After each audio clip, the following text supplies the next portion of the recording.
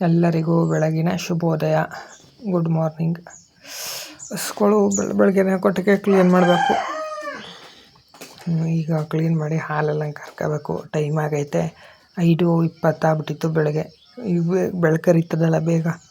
5:20 ಆಗಿತ್ತು. ಇನ್ನೂ ಏನೂ ಕ್ಲೀನ್ ಮಾಡಿಲ್ಲ. ಈಗ ಎಲ್ಲನೂ ಕೊಟ್ಟಿಗೆ ಎಲ್ಲ ಕ್ಲೀನ್ ಮಾಡಿ ಹಸುಗಳೆಲ್ಲ ತೊಳೆದು, ಹಸುಗಳು ಅಷ್ಟು ನೀಟಾಗಿ ಏನು ತೊಳೆಯೋಕೆ ಹೋಗಿಲ್ಲ ಇಷ್ಟು ಬೇಗ. ಕೊಟ್ಟಿಗೆ ಮತ್ತು ಕೆಚ್ಚಲು ಹರ್ತಕ್ಕೆ ಮಾತ್ರ ನೀರು ಬಿಟ್ಕೊಂಡು ಎಲ್ಲ ಕ್ಲೀನ್ ಮಾಡ್ಕೋಬೇಕು. ಇಲ್ಲಂತೂ ಹಸುಗಳು ಏನು ಮಾಡ್ಬಿಟ್ಟವೆ ಅಂದರೆ, ನಮ್ಮ ಸರಸ್ವತಿ ಅವಳಲ್ಲ, ಕರೆಕ್ಟಾಗಿ ಹೋಗಿ ಗಂಜಲ ಹೋಗೋ ಜಾಗ ಕರೆಕ್ಟಾಗಿ ಸಗಣಿ ಹಾಕೊಂಡ್ಬಿಡ್ತಾಳೆ. ಗಂಜಲೂ ಹೋಗೋಕ್ಕಿಲ್ಲ, ಅಲ್ಲೇ ಎಲ್ಲ ಸ್ಟಾಪ್ ಆಗಿರ್ತದಲ್ಲ, ಎಲ್ಲ ಏನು ಮಾಡ್ತವೆ ಬಾಲದಲ್ಲಿ ತಗೊಂಡು ಎಲ್ಲ ಮೈಗೆಲ್ಲ ಹೊಡ್ಕೊಂಡಿದ್ದು. ಅಲ್ಲಿಗೇನಾರು ಒಂದು ವ್ಯವಸ್ಥೆ ಮಾಡಬೇಕೀಗ. ಅವಳ ಬೇರೆ ಕಡೆ ಚೇಂಜ್ ಮಾಡಬೇಕು. ಏನು ಎಲ್ಲನೂ ಇದು ಮಾಡಾಕವಳೆ, ಬಂದ್ ಮಾಡ್ತಾಳೆ. ಗೇಟ್ನೇ ಬಂದ್ ಮಾಡ್ದಂಗೆ ಬಂದ್ ಮಾಡಿರ್ತಾಳೆ ನೋಡಿ. ಇದು ಗಂಜಲ ಹೋಗೋ ಜಾಗ ಕರೆಕ್ಟಾಗಿ ಬಾಲ ಹಾಕ್ಬಿಟ್ಟು ಸಗಣಿ ಹಾಕ್ಬಿಟ್ಟು ಬಂದ್ ಮಾಡಿರೋದು. ನೀರು ಹೋಗೋದಿಲ್ಲ, ಗಂಜಲನೂ ಹೋಗೋದಿಲ್ಲ, ಹಂಗೆ ಮಾಡ್ತಾಳೆ. ಅವಳೊಬ್ಬಳ ಆ ಜಾಗ ಬಿಟ್ಬಿಟ್ಟು ಚೇಂಜ್ ಮಾಡಬೇಕೀಗ. ಇಲ್ಲ ಕ್ಲೀನಾಗಿ ಹೋಯ್ತದೆ, ಒಂದು ಸ್ವಲ್ಪನೂ ವೇಸ್ಟ್ ಆಗೋದಿಲ್ಲ. ಗಂಜಲ ಅಂತೂ ನಮ್ಮ ಗದ್ದೆಗೆ ಸಗಣಿ ಗಂಜಲ ಅಷ್ಟೇ ಸಾಕು. ಬರೀ ತೊಳೆದ ನೀರು ಹಸ್ಗಳು ತೊಳಿತೀವಿ, ಮತ್ತು ಇದು ತೊಳಿತೀವಲ್ಲ, ನಮ್ದು ಏನಿರೋದು ಇಲ್ಲಿ ಸ್ವಲ್ಪ ಜಮೀನಾಗಿರೋದ್ರಿಂದ ಆ ತೊಳೆದಿದ್ದ ನೀರಲ್ಲೇ ಜೋಳದ ಕಡ್ಡಿ ಸೀಮೋಲ್ಗೆ ಯಾವ ಯೂರಿಯಾನೂ ಬೇಡ, ಯಾವ 20 ಪೊಟ್ಯಾಶು ಯಾವುದು ಬೇಡ, ಅಷ್ಟು ನೀಟಾಗಿ ಜೋಳದ ಕಡ್ಡಿ ಬರ್ತದೆ. ಎಲ್ಲಿ ಗಂಜಲ ಹರಿತದೆ ಆ ಜಾಗದಲ್ಲಿ. ಇವ್ರು ನೋಡಿ ಕರುಗಳು 3 ಸುಮ್ಮನೆ ಮನಗವ್ರೆ. ಈಗೆಲ್ಲ ತವರೋ ಕ್ಲೀನ್ ಮಾಡಬೇಕು. ಫಸ್ಟು ಕ್ಲೀನ್ ಮಾಡಿಬಿಟ್ಟು ಹಸುಗಳೆಲ್ಲನೂ ಆಮೇಲೆ ತೋರಿಸ್ತೀನಿ. A few moments later. ಸದ್ಯಕ್ಕೆಲ್ಲ ಕ್ಲೀನ್ ಮಾಡಿ ಆಯಿತು.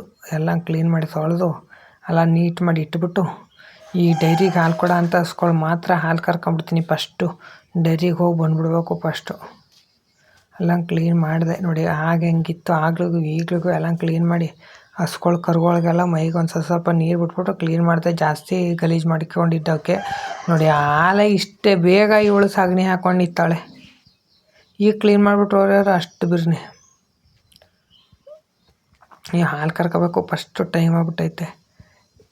ಹಾಲು ಕರ್ಕೊಂಡು ಆಮೇಲೆ ಡೈರಿಗೆ ಹೋಗಿ ಬಂದು ಆಮೇಲೆ ಬಾಕಿ ಕೆಲಸ. 2000 years later. ಹಾಲೆಲ್ಲ ಕರ್ತ ಆಯ್ತು. ಈಗ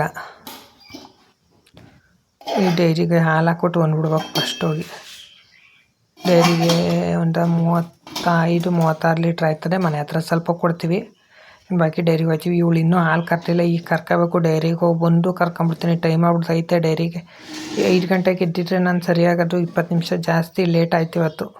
ನೆನೆ ಕೆಲಸ ಜಾಸ್ತಿ ಆಗಿತ್ತಲ್ಲ. ಇವಳು ಕರು ಹಾಕೋದು, ಇನ್ನು ಹಸುಗಳಿಗೆ ಈ ಕರು ಹಾಕಿದ ದಿನ ಕೆಲಸ ಮನೆಯಲ್ಲಿ ರೈತರುಗಳಿಗೆ ಹಸುಗಳು ಕರು ಹಾಕೋ ದಿನ 1 ಡಬಲ್ ಕೆಲಸ. ಇನ್ನು ಇವಳು ಮಗಳು ಮನಗಳೇ, ಇವಳು ಬಡ್ಕೋತಾಳೆ ಇನ್ನೂ ಹಾಲು ಕೊಟ್ಟಿಲ್ವಲ್ಲ ಅಂತ. ಇವತ್ತು ಗಿಣ್ಣಾಲು ಕುಡಿ ತಡಿ ಅಂದ್ಬಿಟ್ಟು ಒಂದು ಅರ್ಧ ಲೀಟ್ರ್ನಷ್ಟು ಹಾಲು ಕೊಟ್ಟಿನಿ ಅಷ್ಟೇ, ಮಾಮೂಲಿ ಹಾಲು. ಹಸು ಇನ್ನು ಹೆಂಗೋ ಕರು ಹಾಕ್ತದಲ್ಲ, ಈ ಕರು ಹಾಕಿರೋ ಹಸಿನಲ್ಲಿ ಗಿಬ್ಬಾಳು ಸುಮ್ಮನೆ ವೇಸ್ಟ್ ಆಯ್ತದಲ್ಲ, ಅದನ್ನ ಕರುಗಳಿಗೆ ಕುಡಿಸ್ಬಿಡ್ತೀನಿ. ಕರಿಗೆ 2 ಕರಿಗೆ ಕುಡಿಸಿ ಹೆಚ್ಚಾಗಿದ್ದು ಹಾಲು ಇವಳಿಗೆ. ಯಾರು ಕರು ಹಾಕವಳೆ ಅವಳು ಯಾಕೆ ಕುಡಿದ್ರೆ ಅವಳಿಗೆ ಕೊಟ್ಬಿಡೋದೆ ನಮ್ಮ ಕುಳ್ಳಿಗೆ ಹಾಲು.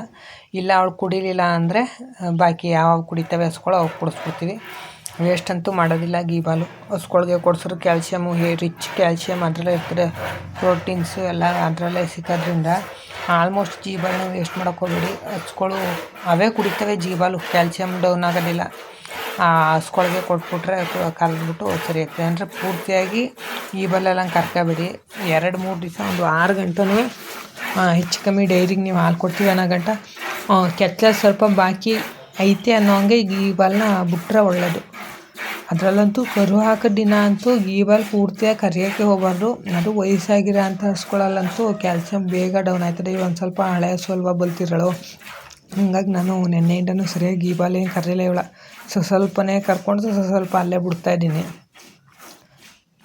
ನೋಡ್ಬೋದು ನೀವೇ.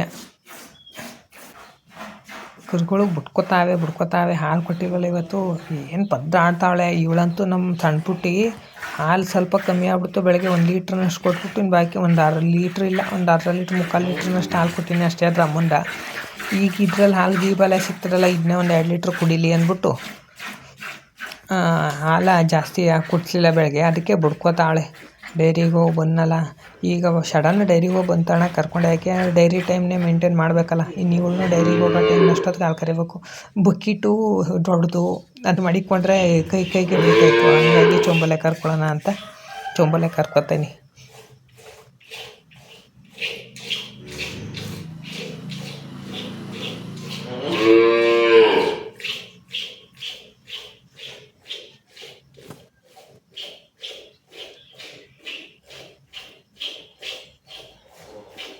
ಮಾತ್ರ ಹಾಲು ಕರೆಯೋಕ್ಕೆಲ್ಲ ಸುಲಭ ಇವಳಲ್ಲಿ. ಮಲೆ ತೊಟ್ಟೆಲ್ಲ ಸ್ಮೂತಾಗವೆ.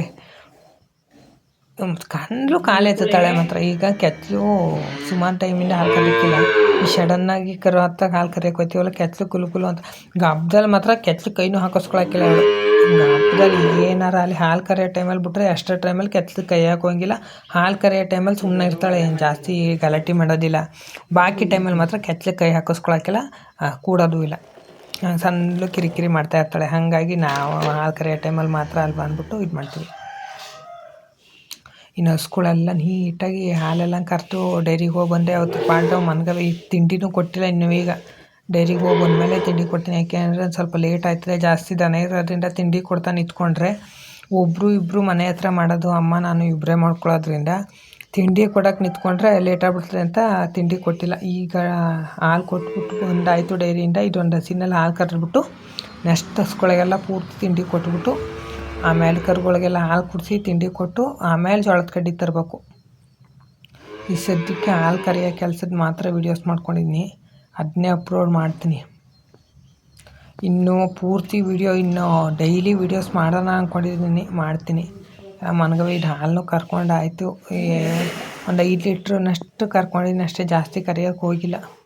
ಎಲ್ಲನೂ ಪೂರ್ತಿ ಕರ್ಕೊಂಡ್ರೆ ಇನ್ನು ಕ್ಯಾಲ್ಸಿಯಂ ಡೌನ್ ಆಗ್ಬಿಡ್ತದೆ. ಇನ್ನು ಹಸುಗೆ ಕಷ್ಟ ಪ್ರಾಬ್ಲಮ್ಮು. ಅದಕ್ಕೆ ಈಗ ಕ್ಯಾಲ್ಸಿಯಂ ಕಮ್ಮಿ ಆದರೆ ಸುಮಾರು ಕಷ್ಟ ಆಯ್ತದೆ ಖರ್ಚು. ಇವಳು ಕಳ್ಸತಿ ಕರುನಲ್ಲ, ಆಚೆ ಸತಿ ಕರು ಹತ್ತಾಗ ಕ್ಯಾಲ್ಸಿಯಂ ಡೌನ್ ಆಗ್ಬಿಟ್ಟು ಹೆಚ್ಚು ಕಮ್ಮಿ ಒಂದು 2,500-3,000 ರೂಪಾಯಿ ಖರ್ಚು ಮಾಡಿ ಕ್ಯಾಲ್ಸಿಯಂ ಹಾಕ್ಸಿದೆ. ಹಾಗಾಗಿ ಈಗ ನೋಡ್ಕೊತಾನೆ ಇದ್ದೀನಿ. ಒಂದೊಂದು ಟೈಮಲ್ಲಿ ನೈಟು ಹಸುಗಳು ಸುಸ್ತಾಗ್ಬಿಡ್ತವೆ. ಚೆನ್ನಾಗೇ ಇರ್ತವೆ. ಕ್ಯಾಲ್ಸಿಯಂ ಡೌನು ಅಂದರೆ ಚೆನ್ನಾಗೇ ಮೇವು ತಿಂತಾ ಇರ್ತವೆ, ಚೆನ್ನಾಗಿರ್ತವೆ. ಸಡನ್ನಾಗಿ ಮೇವು ಕೇಳೋಕ್ಕೆಲ್ಲ ಸುಸ್ತಾಗ್ಬಿಡ್ತವೆ. ನೈಟು ಕರು ಹತ್ತ ಒಂದು 3-4 ದಿವಸ ಭಾರಿ ಸೇಫ್ಟಿಲಿ ನೋಡ್ಕೋಬೇಕು ಹಸುಗಳ. 3-4 ದಿವಸ ಕಳೀತು ಅಂದರೆ ಇನ್ನು ಅಷ್ಟು ಪ್ರಾಬ್ಲಮ್ ಬರೋದಿಲ್ಲ. 3-4 ದಿವಸ ಗಂಟ ಸ್ವಲ್ಪ ಕ್ಯಾಲ್ಸಿಯಮ್ನ ವಿಚಾರದಲ್ಲಿ ಸ್ವಲ್ಪ ಇರಬೇಕು. ಇವಳಿಗೊಂದು 2 ಲೀಟ್ರನಷ್ಟು ಕೊಡ್ತೀವಿ ಹಾಲು ಕುಡೀಲಿ. ಇನ್ನು ಅವಳ ಮಗಳಿಗೆ ಕೊಡಿಸ್ದೆ. ಅವಳ ಮಗಳಿಗೆ ಬಾಟ್ಲಲ್ಲೇ ಕುಡಿಸ್ಬೇಕು, ಇಲ್ಲ ಕೈಯಲ್ಲಿ ಇನ್ನೂ ಕುಡಿಯೋಕೆ ಗೊತ್ತಾಗಿಲ್ಲ. ಹಂಗಾಗಿ ಅದು ವೀಡಿಯೋ ಮಾಡ್ಕೊಂಡಿದ್ದೆ, ವೀಡಿಯೋ ಎಲ್ಲ ಮಿಸ್ ಆಯಿತು. ಇವಳು ಮಾತ್ರ ನಮ್ಮ ಸಣ್ಣ ಪುಟ್ಟಿಗೆ ಹಾಲು ಕುಡಿಸ್ತಾ ಇದ್ದೀನಿ. ಬಕೀಟಲ್ಲಿ ಕೊಟ್ಬಿಟ್ರೆ ಸಾಕು, ಕರೆದ್ಬಿಟ್ಟು ನೀವು ಒಂದು ಬಕೀಟ್ ಕೊಟ್ಟರು 10 ಲೀಟ್ರ್ ಕೊಟ್ಟರು ಕುಡಿತೀನಿ ಅಂತಾಳೆ.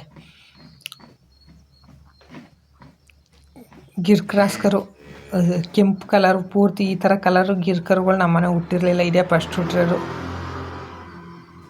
ಗಿರ್ರಲ್ಲಿ. ಇದು ಅದ್ರ ಅಮ್ಮ ನೋಡೋರು ಕುಳ್ಳಿ. ಇವಳು ಅಡಿಗಾಲು ಎತ್ತರ ಅವಳೆ. ಚೆನ್ನಾಗೈತೆ ಕರು. ನೋಡಬೇಕು ಹೆಂಗೆ ಸಾಕ್ತೀನಿ ಅಂತ, ನೋಡೋಣ ಮುಂದಕ್ಕೆ ಯಾವ ರೀತಿ ಆಗುತ್ತೆ ಅಂತ ನೋಡಬೇಕು. ಹಾಲು ಮಾತ್ರ ಚೆನ್ನಾಗಿ ಕುಡಿಸ್ತಾ ಇದ್ದೀನಿ. ಈ ಬೆಳಗ್ಗೆ 2 ಲೀಟ್ರ್, ಸಂಜೆ 2 ಲೀಟ್ರ್ ಹಾಲು ಕೊಡ್ತಾ ಇದ್ದೀನಿ. ಕೋಳಿ ಮೊಟ್ಟೆ ಇದ್ದರೆ ಕೊಡ್ಬೋದಿತ್ತು. ಕೋಳಿ ಮೊಟ್ಟೆ ಕೊಡ್ತಾಯಿಲ್ಲ, ಸ್ಟಾರ್ಟ್ ಮಾಡಬೇಕಿನ್ನು. ಇನ್ನೂ ಉಳ್ಕೊಂಡಿದ್ದ ಹಾಲು ಇದ್ರ ಕರಿಗೆ ಎರಡಕ್ಕೂ ಕುಡಿಸ್ಬಿಟ್ಟು ಉಳ್ಕೊಂಡಿದ್ದ ಹಾಲು ಹೆಚ್ಚಾಗಿರೋ ಹಾಲನ್ನ ಹಸುವಿಗೆ ಕೊಡ್ತಾಯಿದ್ದೀನಿ. ಇದೇ ಕುಡಿತಾರೆ ಚೆನ್ನಾಗಿ ಹಾಲೆಲ್ಲನೂ. ಒಂಚೂರು ವೇಸ್ಟ್ ಮಾಡೋಕ್ಕಿಲ್ಲ. ನೆಕ್ಕಿ ನೀಟಾಗಿ ತೊಳೆದಂಗೆ ಬಕೆಟ್ನೇ ತೊಳಿತಾಳೆ ಪೂರ್ತಿ ಹಾಲೆಲ್ಲ ನೆಕ್ಕೊಂಡು. ಕ್ಯಾಲ್ಸಿಯಂ ಅವಶ್ಯಕತೆ ಬರೋದಿಲ್ಲ. ಜೀಬಾಲನ್ನೇ ಚೆನ್ನಾಗಿ ಕುಡಿಸಿದ್ರೆ ಹಸುಗಳಿಗೆ ಕ್ಯಾಲ್ಸಿಯಂ ಅವಶ್ಯಕತೆ ಬರೋದಿಲ್ಲ. ಒಂದು 2 ಹಸುಗಳು ನಮಗೆ ಕುಡಿಯೋಕ್ಕಿಲ್ಲ, 1-2 ಕುಡಿಯೋದಿಲ್ಲ. ಇನ್ನು ಬಾಕಿ ಹಸುಗಳೆಲ್ಲ ಕುಡಿತವೆ ಆಲ್ಮೋಸ್ಟ್ ಎಲ್ಲ ಜೀಬಾಲನ್ನ. ಒಂದು ಹಸುಗಳು ಕುಡಿಯೋದಿಲ್ಲ ಅಷ್ಟೇ. ಹಾಲು ಕುಡಿದ್ಬಿಟ್ಟು ಮನಗವ್ರೆ. ಇವಳು ಮಾತ್ರ ಹೊಟ್ಟೆ ತುಂಬಿಲ್ಲ. 2.5 ಲೀಟ್ರು ಅದ್ರ ಅಮ್ಮನ ಹಾಲೆ 1.25 ಲೀಟ್ರ್ ಕುಡಿಸಿನಿ. ಅರ್ಧ ಲೀಟ್ರ್ 3/4 ಲೀಟ್ರ. ಈ ಹಾಲೆ 2 ಲೀಟ್ರ್ ಕುಡಿಸಿನಿ. ಅಂತೂ ಪರ್ರಾಡ್ತಾಳೆ ಹಾಲು ಕುಡಿಯೋಕ್ಕೆ. ಹಲ್ಬಿರಿ ಹಲ್ಲು ಮಾತ್ರ 2 ಮುಂದಾದ ಇಷ್ಟು ಉದ್ದಕ್ಕೆ ಇರೋದು. ಅದಕ್ಕೂ ಡೈಲಿ ಯಾವ ರೀತಿ ಇರುತ್ತೆ ಮತ್ತು ನಾವು ಹಸುಗಳಿಗೆ ಎಷ್ಟು ಮೇವು ಕೊಡ್ತೀವಿ ಅಂತ ಎಲ್ಲ ಕಮೆಂಟ್ ಮಾಡ್ತಾಯಿದ್ರಿ. ಮುಂದಿನ ವೀಡಿಯೋದಲ್ಲಿ ಅದ್ರ ಬಗ್ಗೆನೇ ತಿಳಿಸ್ತೀನಿ. Thank you. ವೀಡಿಯೋ ನೋಡಿದ ಪ್ರತಿಯೊಬ್ಬರಿಗೂ ಧನ್ಯವಾದ.